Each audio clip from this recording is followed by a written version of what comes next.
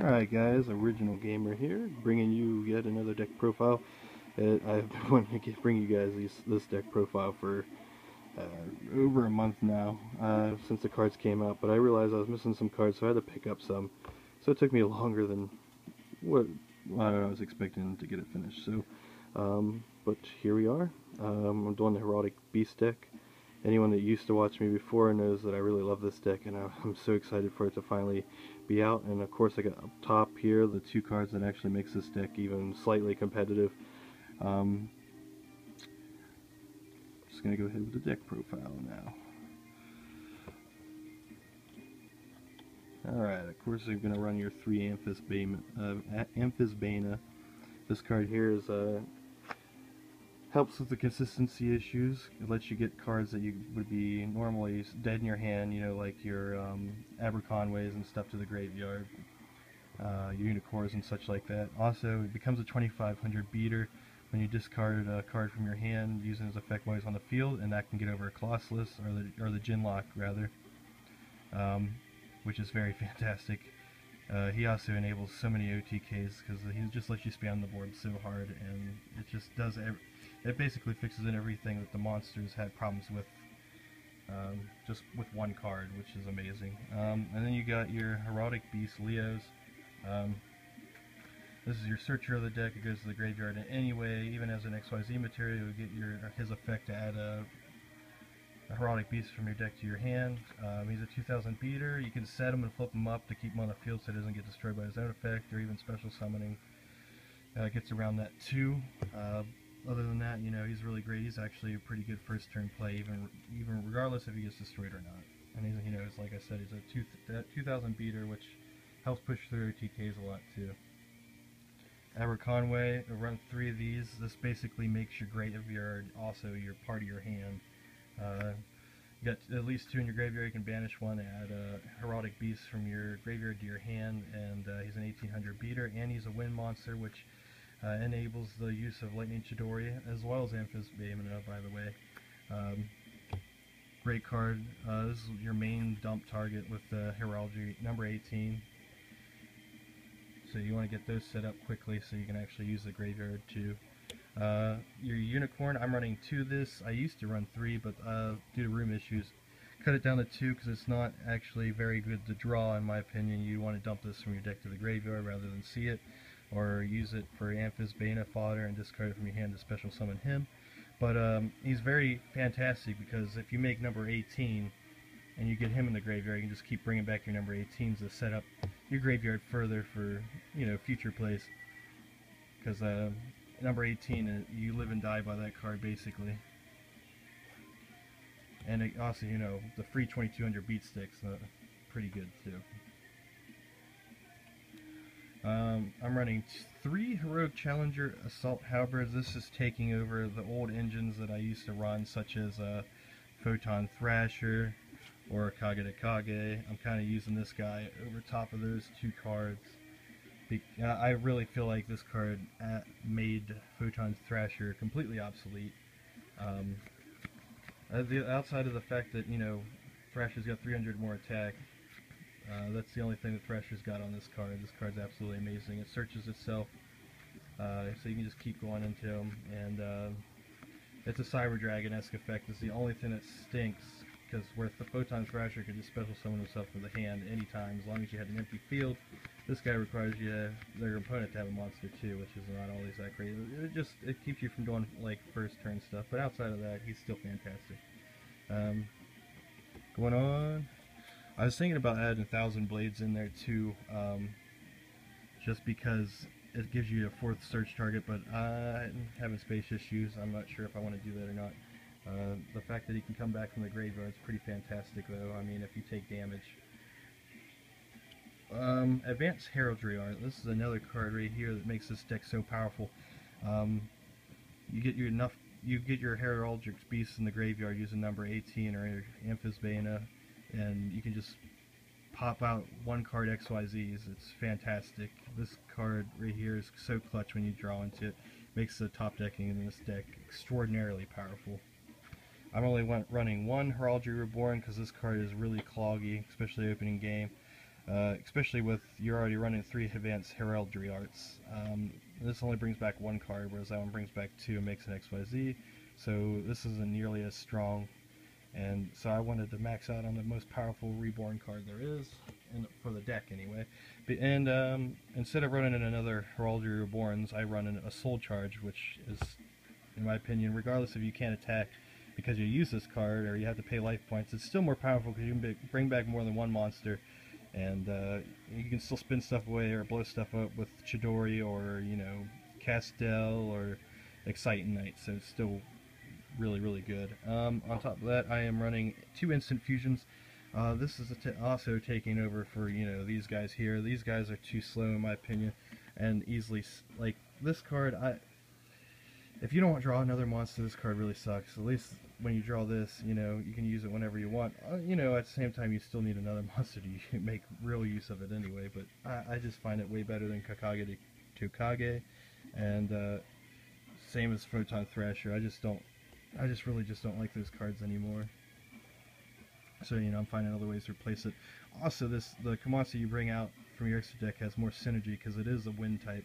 So to help you even enable Lightning Chidori plays if you want. And then later on down the road, of course, whenever the tins come out, we'll be adding Nodin into this deck and making even more ridiculous plays. That way, I mean, Instant Fusion becomes an instant rank 4, making it extraordinarily powerful, especially over top of something like Kage to Kage or Photon Thrasher. But until then, it's still a fantastic card regardless.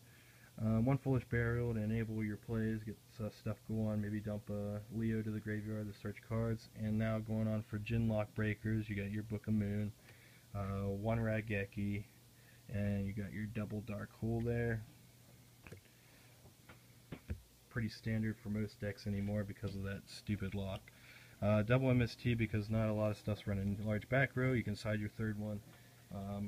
Like I said, space issues in this deck. The deck's pretty tight because of the back row I want to fit in, and there's still back row that I would like to fit in that I haven't. 1 Vanity's Emptiness. I know this deck special summons a lot, but I feel like it's a necessary evil. As long as you can run it, I think you should find a space for this in the deck. I mean, it's only 1 up, and this can absolutely shut down decks. Like this card win you games just by itself, and especially since not too many people are main decking 3 MSTs anymore, this can come and bite them in the ass. Basically, you set up your field and then flip this over in its game, and you got plenty of ways to discard stuff to the graveyard to get it to shut off if you need to. Here's some more 1-ofs. Your Bottomless, Solemn Warning. Very powerful cards in their own rights. And then moving on, I run 2 Mind Crush. Extremely powerful card this format. Everything searches anymore. And if they don't search, Konami's even giving them new support that lets them search stuff, so Mind Crush is extraordinarily powerful. I couldn't find a room for the 3rd one. I wanted to, but you know, space issues. I'm running double Phoenix Chain. I was thinking about turning these into Effect Veilers just because of how powerful Effect Veiler and stuff like Effect Veiler and Max C are right now. So may change this, but I like the fact that it stops attacks too, which is fantastic. And on top of that, not many people are running the Max and MSTs anymore, so I think it's pretty good. Mind Over Matter, this card's fantastic. Regardless of what some people might say, you usually end up making number 18, and as long as you make number 18, you're going to get a unicorn in the graveyard, or you should be able to. So as soon as you get 1 number 18 live, this card is just, which is what you should be trying to do first turn, as long as you can.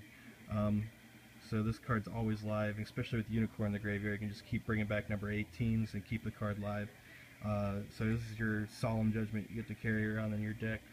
Really great card. I've only ever had a problem with it 1 time so far out of, like, I don't know however long I've been playing this deck. Run Torrential Tribute because, in my opinion, I just love the reactiveness of it, and I feel like it's way better than Mirror Force. And then double Mirror Force. I've seen this card falling out of favor lately. I might drop these 2 out for, like, the hand traps, like I was talking about, Max C's or Effect Veilers, or I was thinking about adding 1,000 Blades in, maybe Ring of Destruction. There's a bunch of thoughts rolling around in my head, but until then, these 2 Mirror Forces have been putting in loads of work, actually. And I see a lot of people running this card. I'm not running it in my deck. I think it's not really that great in my opinion. whenever you use it, you want to, add your heraldic spell cards to your hand, and you're discarding it, which, Amethyst Beta does already by himself, so what the hell's the point in doing that?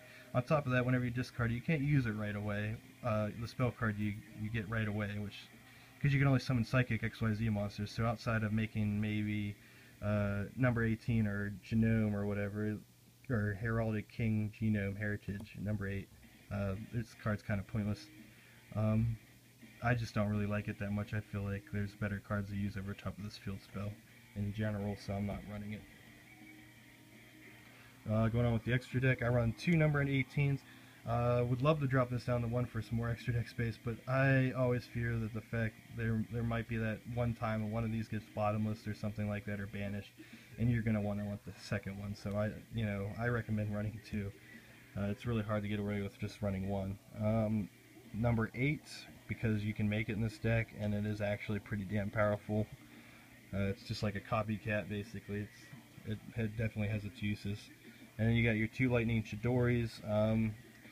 I could see you probably cutting this down to 1 if you wanted to. A lot of the time you only make the 1, but there's also those times where the 2 just comes in so clutch and the card's just so great. Evil Swarm Excite-Knight. You run this deck basically out of your graveyard. You basically put yourself in a top decking position a lot of the time, so your opponent should almost always have more advantage than you. So this card is always live. This card is extremely powerful in this deck. I would actually recommend probably running 2 if you could find the space. Like I said, maybe drop down a Chidori to 1, or if you don't run Instant Fusion, you might want to run 2 Excite-Knight because the card's just so damn good. 1 Castel. I think 1's enough, but you could definitely run more than 1. This card's fantastic too. XYZ Rebellion Dragon. This card gets over big beat sticks, becomes a big beater himself, and can also just destroy your opponent's life points. This card's great. Abyss Dweller, because decks still rely on graveyard effects, shuts down like stuff like Yang Zings, Mermails, Burning Abyss, etc. Gaga Cowboy, because burning for game's always fun. Also can beat over the top of monsters if you need be. Number 103 Ragna Zero, because of the Fire Fist Inflection, just so many of those coming around, and also works pretty good against Clipports and other things. Just a great card all around. Digester Emerald to recycle your stuff. This card I actually might drop out because out of all the testing I've done, I've actually never even needed to use this. I'd rather my cards be in the graveyard, so I'm not sure if I want to keep this in or not. But as of now, it's still there. And then I run number 80 Rhapsody in Berserk because you can banish stuff from the graveyard. This actually, I played a Rogue Inzector deck. This thing just slams Inzectors. It's fantastic. And then, of course, my 2 Instant Fusion targets. Mavelus. This is an Astral Pack card. I actually thought this is one of the cards that I thought I had, but I didn't whenever I started making the profile earlier, or else this would have came out sooner. But so I bought this recently, and this card is fantastic because of its wind attribute and its rank 4 enabler. This will become Nodin, in the future, but until then, this card, the fact that Instant Fusion just speeds this deck up, so it's just awesome. But as always, guys, thank you for watching. Original Gamer is signing out.